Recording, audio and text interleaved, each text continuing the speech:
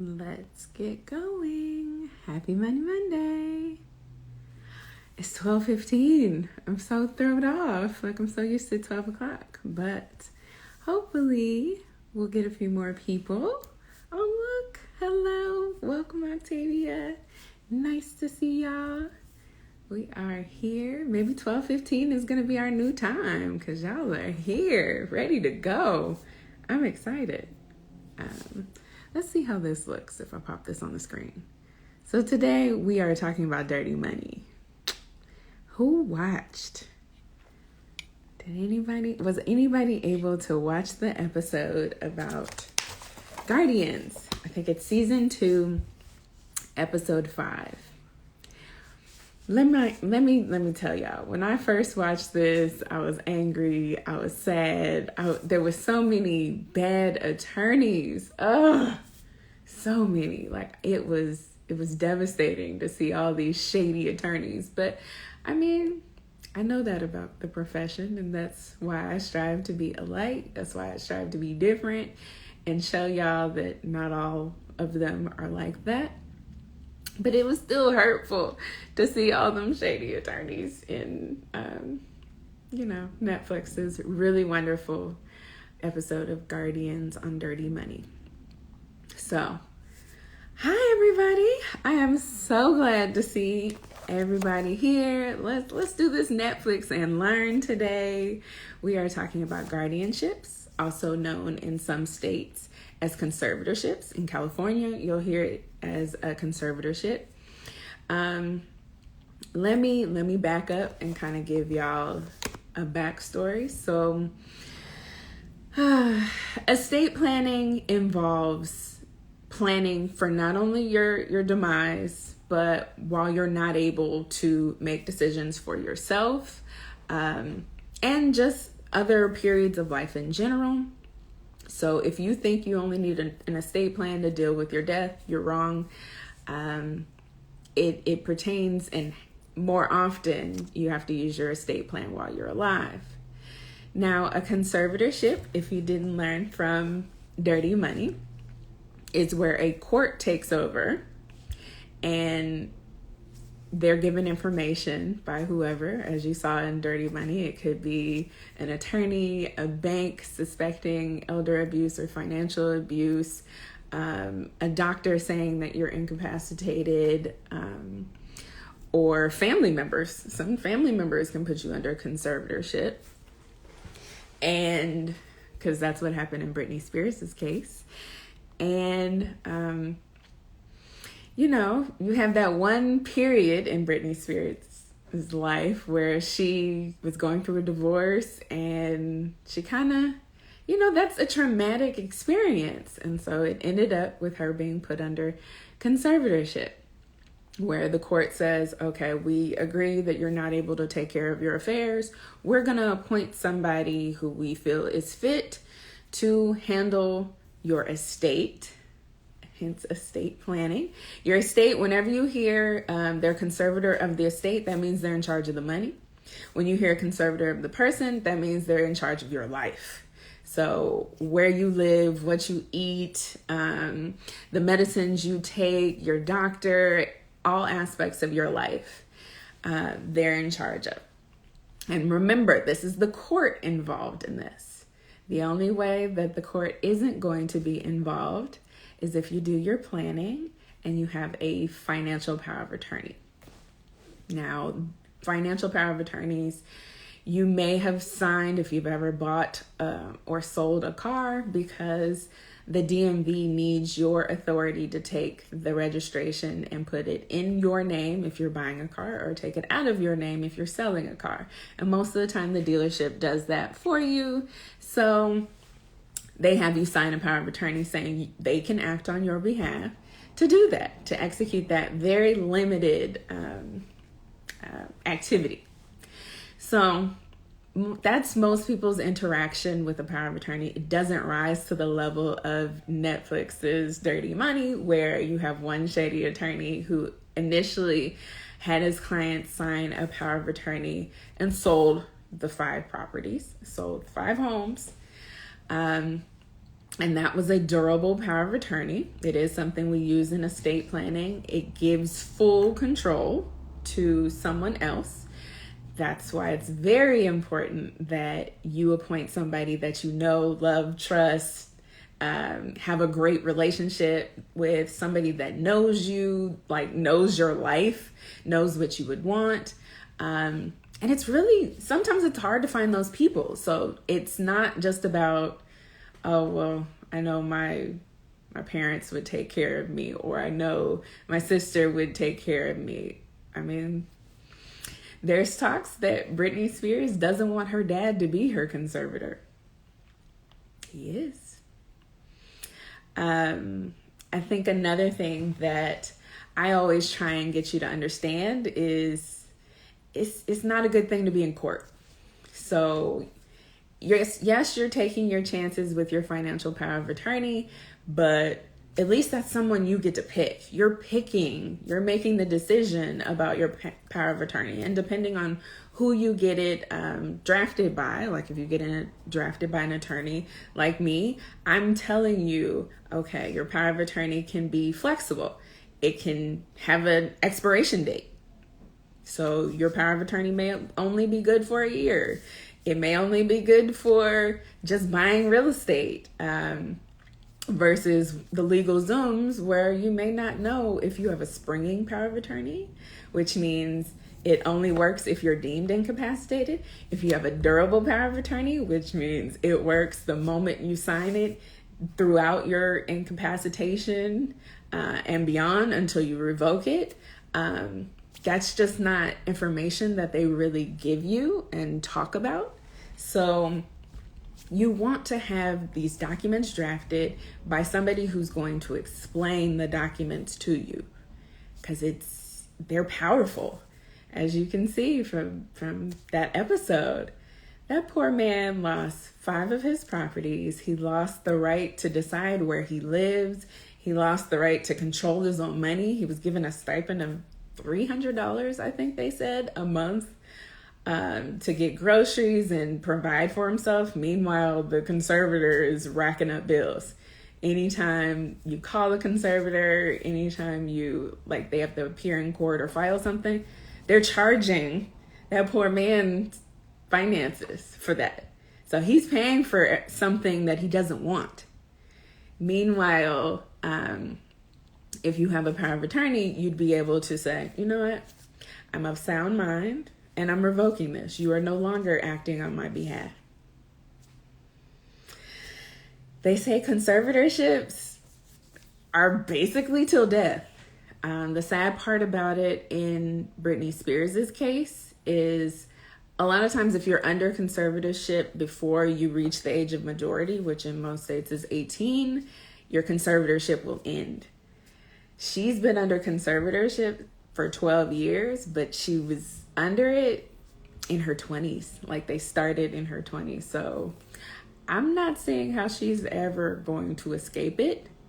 I know that it was trending a few weeks ago, Free Britney, and that she's petitioning the court, but it is very hard to get the court to make an order that says that they're terminating the conservatorship. It's a for-profit business. There are a lot of fiduciaries out there that it's an easy job. It, like they said in the movie, it does not take a lot of education. Sometimes you just get the court to nominate you. Doesn't mean you're good with money. Doesn't mean that you have experience with this. You normally just end up spending somebody else's money to get like attorneys' help and guidance on what you can and can't do. It's sad. It is devastatingly sad that this is something that's going on. If you're just joining, we're talking about conservatorships, we're talking about guardians, and kind of what that process is, interactions with the court. Y'all know my job is to keep you out of court. And you can Google it. How do you avoid a conservatorship? It's going to tell you having a power of attorney.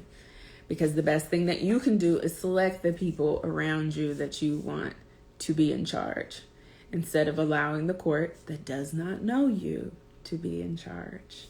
So if you guys have any questions about conservatorships, about power of attorneys, please let me know. You can type them in the chat. But let's see what else was going on other than the exploitation. Please make sure to check on your parents or anybody in the higher in age because they are targeted. You have to read everything that you sign. You have a duty to read by law. So if you sign something and you didn't actually read it, the court is not going to give you any leniency because you walk up there and say, but I didn't know what I was signing. That's literally what would happen to that poor old man because he signed and then had no recourse. He signed a durable power of attorney. Now, in California, there are some statutory protections, like the attorney who drafts it for you needs to explain the consequences. There's statutory language that we need to provide you to make sure that you understand. I've even gone so far as to get my clients to watch this episode of Netflix Dirty Money because you need to know how powerful these documents are. Now, what you have to understand is he started with a power of attorney, but then he had the client deemed incapacitated and moved to a conservatorship. So because he was deemed incapacitated, there wasn't anything that the man could do. His family could fight it, but there were attorneys fighting to try and get their own attorney parents off conservatorship, and they weren't able to do it. So you do not want anybody you know to be under conservatorship, and if they are, it needs to be by a trusted advisor. So I've already told you to read your power of attorney. You want to make sure to build a trustworthy circle. Your power of attorney needs to know your life. They have to care about you. They can legally do what you can do. So they kind of become you. It's like willful identity transfer. They have the power to be you. And truthfully, you just spend too long building wealth to end up like that. We don't want your wealth to end up in the wrong hands because a conservator's job becomes to just make sure that the conservatee has enough money to survive for the rest of their life. So they don't care about assets. They don't care that you've worked and this is your childhood home. They just care, okay, we need enough to pay our bills and pay the nursing home costs and all of that. So please have relationships with your bankers, because you see they're kind of the people that know you, they're the first line of fraud defense, and sometimes that backfires. Have an attorney that you know and you trust. I always tell you, interview everybody. Interview everyone. You need to know what their beliefs are, what they really truly like. Are they in it for the money? Are they in it to make relationships? Do they want to do impactful good in society? You need to know the answers to those questions. You also need a doctor. And it's hard. It's hard to find a doctor that understands you, but it's good to have somebody who knows you and can attest to, no, she's in her right mind. She's good. She's always this loopy. She's crazy, but we love her, and this is a pattern and can't be bought, because there are a lot of doctors that, hand them some money and they'll say, oh yeah, she's incapacitated. Make sure that your physician is truthfully in your corner. And in your power of attorney, you can also select and nominate a conservator or a guardian. So if the court says that your power of attorney is no longer good, maybe you had a invalid power of attorney because it wasn't signed correctly, the notary did something, and now you'd be up for conservatorship because you're unable to make decisions and you don't have a document in place, then that same document, you can still make your wishes known and nominate a conservator. Could be the same person that was your power of attorney, but just so you get a voice in it. We don't want the courts appointing nothing for you. Nothing. Other than that, just watch out. Be wary. I appreciate y'all for watching Dirty Money on Netflix with me. I'm going to try and find even more riveting television for you to watch and learn about estate planning. But this one, I knew y'all needed to see because it would kind of wake everybody up. Estate planning is important. And that's why I definitely wanted to bring in the Britney Spears conservatorship case so that you understand it's not just the older generations. Everybody can be subject to a conservatorship, and you just want to avoid it if possible. And the only thing that you can really do is have a financial power of attorney, have your circle be people that you can trust and people that will look out for you. So yeah, thanks for coming to Money Monday. I'm so happy to have you guys. Let me make sure we don't have any more questions. Okay. I got one. Let's see. Oh yeah. Even if people want to get therapy, their conservator can have access to their records. Yeah, your conservator has access to your entire life. Like I said, they are you. It's essentially your identity and your life, your finances being transferred to someone else to manage, handle, make all the decisions. And it's also another reason why we in separate places in the estate plan. So I'm very careful in my advance directives to ask my clients, do you want to be put in a nursing home? Because if you don't, we make it very, very clear that that's not what the conservator or the power of attorney should be able to do. My wishes were to stay home. My wishes were to interact with my family. My wishes were all of the opposite of the fraudulent things that the conservators were doing, isolating the person from their family, taking away all their assets, selling their family homes. So yeah, you definitely want to be advised that they can get your entire life. Someone asked, how did the lawyer guy go under guardianship? They never explained it. And I think you're talking about the attorney daughter. The attorney was a under guardianship. His daughter was also an attorney, and she strived to get him off conservatorship, which was very weird because I think she even said he had his estate planning.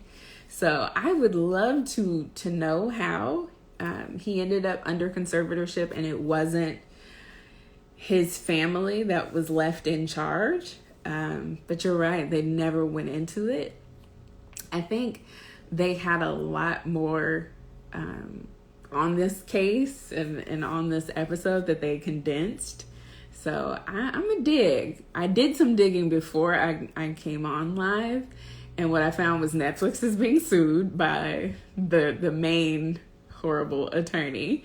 And there are also a lot of state bars going after some of the attorneys that you saw for all the fraudulent practices, and they're really trying to crack down on some of this conservatorship abuse and fraud, but most of the records are sealed, so you don't find out that somebody is under conservatorship or why or how it happened. It's all state law, so it's going to differ by jurisdiction and where you are. It's not uniform in terms of the laws. So yeah, conservatorship is, I'm so glad they did like this Vice-like episode so that more people would know that this is going on and wise up to the fact and kind of know the signs, because it's super, super important.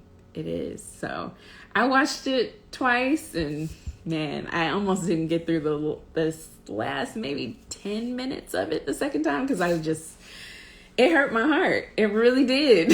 But that's why I come on Money Mondays, to give you guys information like this, because the more you know, the better that you can keep yourself away from fraudulent people, people that aren't acting in your best interest.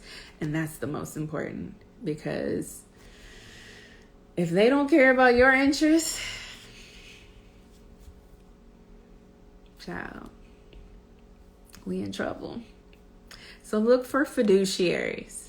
Fiduciaries have to act in your best interests, because when they don't, you end up with people like the article I wrote, where I talked to a financial advisor, somebody that my family member was working with, and my family member went to talk to them about learning to invest and opening an investment account, had to go through them to open the account. And instead of doing what my family member asked, opening the account, they wanted to learn to invest, they were then sold on, no, we don't believe you should learn to invest. You should just have us open a managed account for you. We'll do the investing for you. And if you ever want to like place a trade, you call me, I'll approve it. And then, so all that meant was they were getting a whole bunch of fees if you open this managed account. The person isn't getting what they came in there for, learning to invest. And it was just all not about what that person wanted or what they cared about. It was all about the money and self-interest. And that's not a fiduciary. So be advised. These companies don't love us. Somebody said, what do people do if they don't trust anybody to be their conservator? One, you want to have a power of attorney. Two, you've really got to look around, family, friends. You can interview some of the fiduciaries. There is a whole business, and not all of them are bad. Some trust companies will do it. I think right now I've heard Britney Spears is trying to get her father removed as co-conservator, and get Bessemer Trust appointed. But it's expensive. It's expensive to have the banks and the trust companies and the private fiduciaries, because they are doing it to make money. A lot of people do go with their attorneys, but they do that after 20, 30 years of having that attorney. That's what I saw most when I worked in trust. So I'd have a lot of trust beneficiaries that they never showed up to a meeting alone. Like, they always had their attorney present. And I didn't understand it. I was like, why is this person here? One, they're charging, but it really was a friendship. Of course, they're charging the trust, so the client doesn't ever get a bill for them. But that's how the rich, the wealthy do it. They have advisors, they have the CPAs, they have the attorneys, they have the trustees, they have the bankers that look out for them. So they have this network of people that they can trust, even though it's based on everybody getting a piece of the pie. It's still, they've been able to build that relationship, and that's not something you see a lot in our community. So that's why we do default to our friends and family. I'd advise you pick the most financially savvy person that you know. Hope you never need your power of attorney. But if you do, at least it's with somebody that you know understands maybe complex financial stuff. But that was a great question. Thank you. Do I see many CPAs as conservators or fiduciaries? my experience, they're always at the table because taxes and accountings are necessary when you deal with conservators. So the one thing that they kind of touched on is, even though you see all this shady stuff and they're spending all the conservatees' money, every year they're presenting to the court, or more often they're presenting accounting. So they have to tell the court exactly what they're spending and justify it. But as we see, do we think the courts are really diving deep? I mean, as you saw, a lot of times the people who are being put under conservatorship aren't even in the court. They don't get to tell their side or explain to the court why they should be under conservatorship or not, or who should be their conservator. They're just getting their rights kind of taken away. So occasionally I have seen a CPA or somebody with a background in tax be a fiduciary, but if not, they're definitely involved doing the accountings, because most of the fiduciaries don't want to do them, so they hire somebody. So it's anytime you have finance, there should be a CPA involved. So please don't have any tax issues. Talk to somebody qualified to help you with that.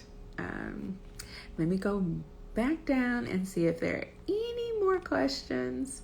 I appreciate you guys. I really do, for watching with me, for learning something new, hopefully. Because now you guys are going to be able to go and tell friends and family and watch for the signs and hopefully make sure this doesn't happen. Or even be that guardian or conservator for somebody who actually needs it, and then you'll be able to act in their best interest. Because you see, I personally believe karma gonna get all them attorneys that were being real shady. So I'm gonna watch. But if you guys have any more questions throughout the day, it's Money Monday. Stock market is up. I hope you guys are learning to invest and learning what it all means. Other than that, I appreciate y'all for coming. I will see y'all next Monday. I'm gonna have to give some more homework. I'm so pleased that you guys did it. Thank you. If you need me, I'll be on social. Have a great one. Bye.